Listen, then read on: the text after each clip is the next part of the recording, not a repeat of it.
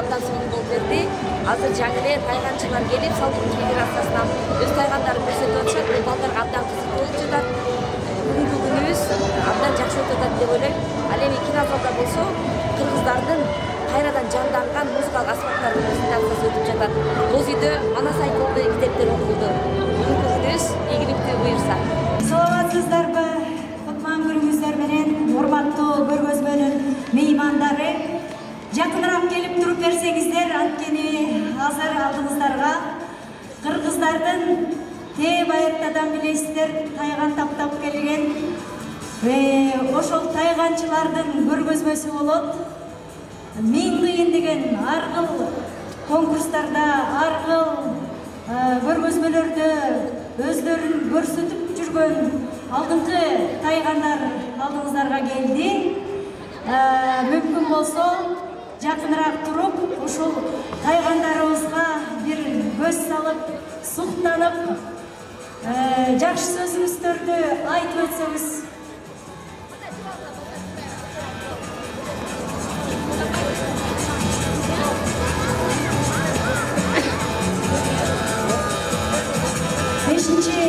Апрелден баштап өзүңүздөр билгендей, дал ушул музейде жибек жолу көргөзмөсү өткөрүлүп жатат. Бүгүн болсо Кыргызстан күнү.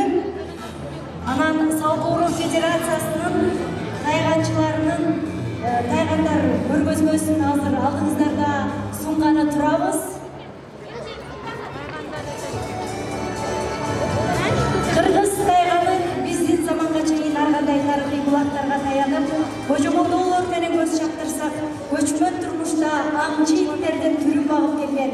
Кыргызстандын жана Алтай аймагында археологиялык казууларда ар кандай кийизге оролуп көмүлгөн иттердин сөөгүттөрү болгон. Ошону тайган сымал иттин сөөгү дегенге көп окумуштуулар жакындап далилдешкен. Бардык материктеги Евразия чөлкөмүндө, жарым араб чөлкөмдөрүндө көчмөн элдер аңчы, үлүк, иттердин тукумун сактап келишкен. Ошондой эле Кыргызстанда дагы белгисиз кылымдардан бери тайган багып келишет.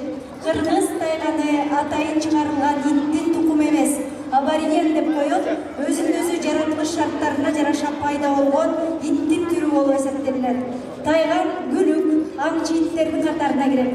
Көп кылымдар бою кыргыз өз турмушунда аңчылык учурда пайдаланып келген. Манас эпосунда дагы Манас ата майык таптаган, Семетейде таптап аңчылыкка кенен колдонгон, кийинки кече эпостарда Жаңыл мырза, Балбайда Актаман деген тайган болгон. Башкача айтканда бул иттин түрү кыргыз турмушунда жакшы айтылып келет. Баатыр эскерилгенде тайган да эскерилип келет. Ошондой тайгандардын бири Көктөгү, ал карышкыр менен салгылашкан. Мына ушундай белгилүү тайгандар болгон. Азыр дагы алардан ким калмаган, тарыхта өзүнүн орду боло турчу тайгандарды алдыңарга чакыргым келип турат. Алар дайыма ушундай көргөзмөлөрдө катышып, сонун конкурстарда өзүн жеңүүчү катары көрсөтүп келген муш тайгандар. Тозоңуздар бири-биринен чакырайын. Сиз мындай суктанып тозо алып туруңуздар, Азыр алдыңыздарга Исраилов Данил мырза чыгат. Ушул канжар аттуу жакшынакай тайганды таптап жүрөт.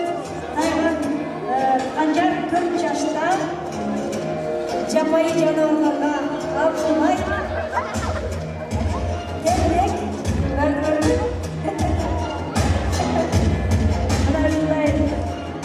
канжараттуу тайганыбызды көрдүңөр.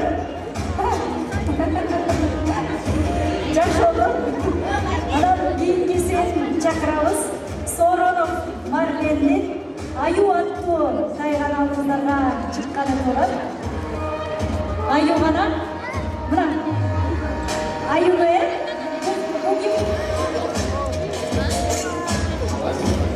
Аю, сиз Аю жетелеп келдиңиз, кыздар кайсы менен чыгышты?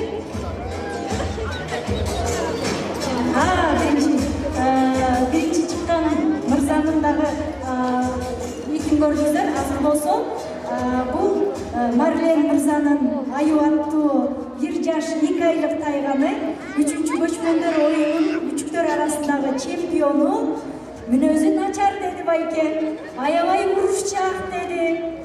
Кайра урушкусу келе берет деди. Мына көрдүңүздөр, айыны. Марлен мырза. Алчакта койду.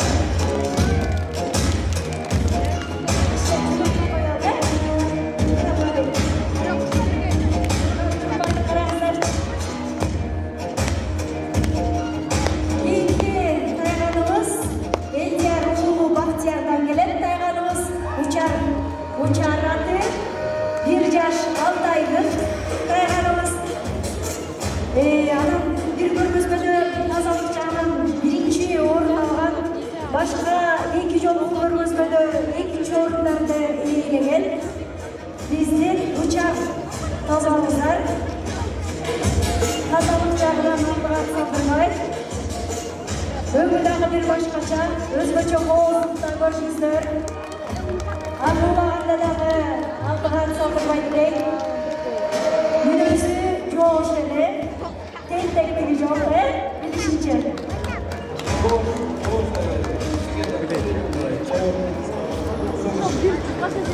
Енеме, мен тамақтандырасың, атайын бағалауы.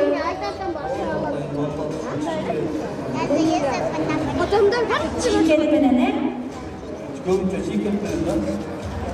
Жақшы, қол чаппалы.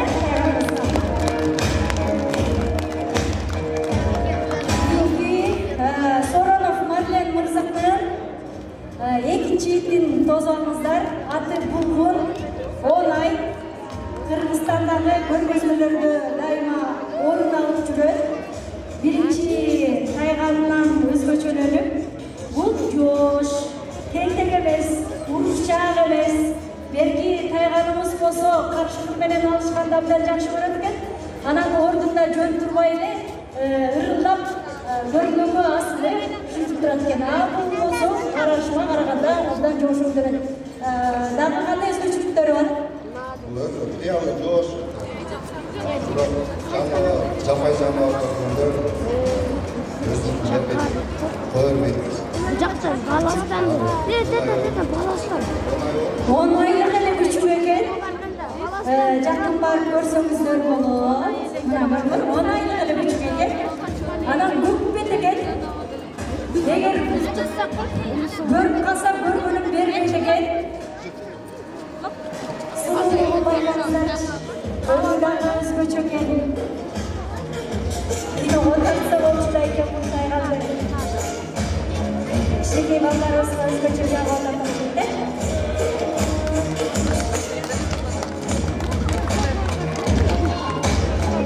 Баягыдан ит дагы адамдын досу болуп, дайыма жаныбызда жүрөт. Ата-бабаларыбыз өзгөчө маани берген. Азыр болсо кийинки тайганга орун беребиз. Элдияр уулу Бактиярдын учарын көрдүк. Элдияр уулу Бактиярдын көк куш аттуу тайганын чакырабыз. Алдыңыздарда көк куш отапалыр.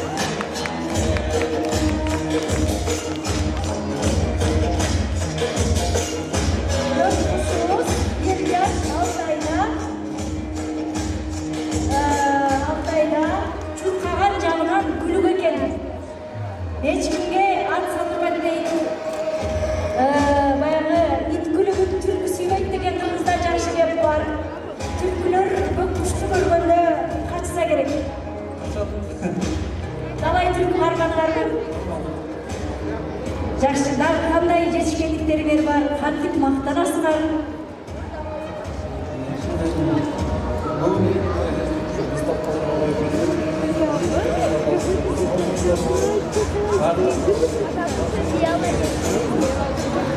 Жакшы, сабырыңдарга барып көп ийгиликтерге жетишип жүрөт дейт.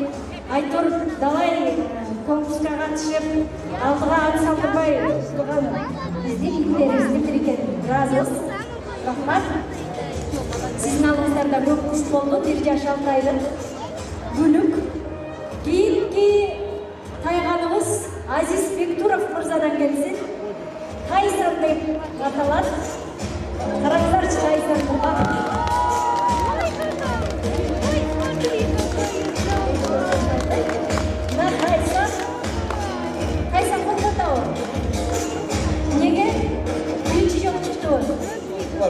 А бирок мындай түркү алып башка жаныбарларды алып көрдүңүзбү?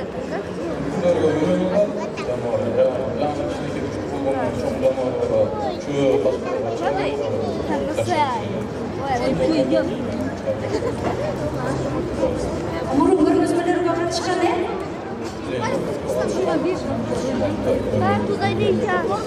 Токмоктогу бул көргөзмөдө тазалык боюнча 4-чү орун алган. Тазалык болгондо ал кандай эмне жааттарда критерийлерде каралат, кантип таза болот дейт?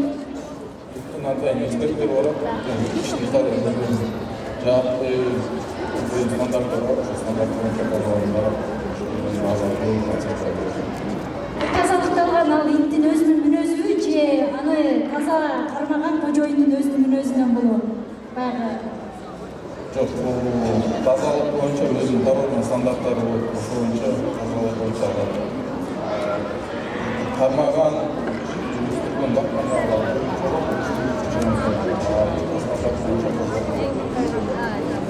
Жакшы экен. Азыр болсо сиздин уулуңузду чакыргым келип турат. Азизов Артур, Азиз мырзанын уулу, ал Белла аттуу дагы бир тайган менен чыгат. Белла 9 айлык. Таза алалы. Мындан кичинекей күчүк экен. Көрмөй коркотот бираз көпчүлүктө. Көпчүлүккө көп чыга элек экен.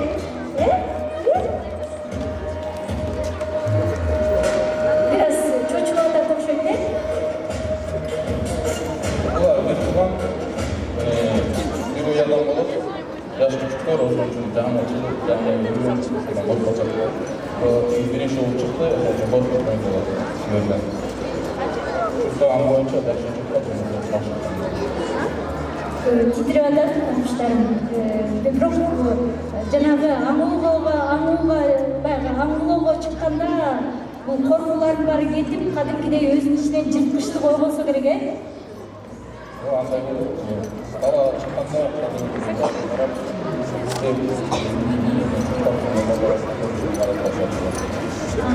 Жакшы. Анда эмесе кол чабуулар биздин эки бир тууганыбызга. Анан эми келиңиздер баардык тайгандардын баарын, тайганчыларды дагы ошону чакырып коелу э? Биздин Кыргызстандын эң белгилүү укмуш баягы оозго аларлык сонун сыймыктана турчу иттерибизди сахнага чакырып алалы.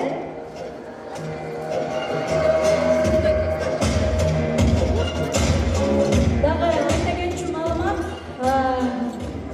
тайганчы мырзалар чакырып койсок сиздер дагы 20-кылымда тайган жоголуу коркунучунда болуп, көптөгөн уюмдар анын ичинде Салбурун Федерациясындагы 15-20 жылдын ичинде бардык жердеги тайгандарды чогултуп бириктирип, тайгандын асыл тукумун жакшыртуу боюнча бир топ алгылыктуу жумуштарды жасаган.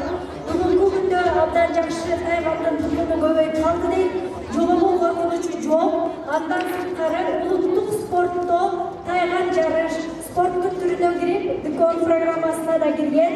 Тайган жөнүндө көркөм документалдуу фильмдер дагы тартылууда. Азыркы тапта атайын илимий китептер дагы жазылууда. Тайгандын тукумун жакшыртуу, стандартка киргизүү боюнча иштер жүргүзүлүп жаткан экен. Мына Салбурун Федерациясынын тайганчыларынын тайгандары. Кол чабып коелу.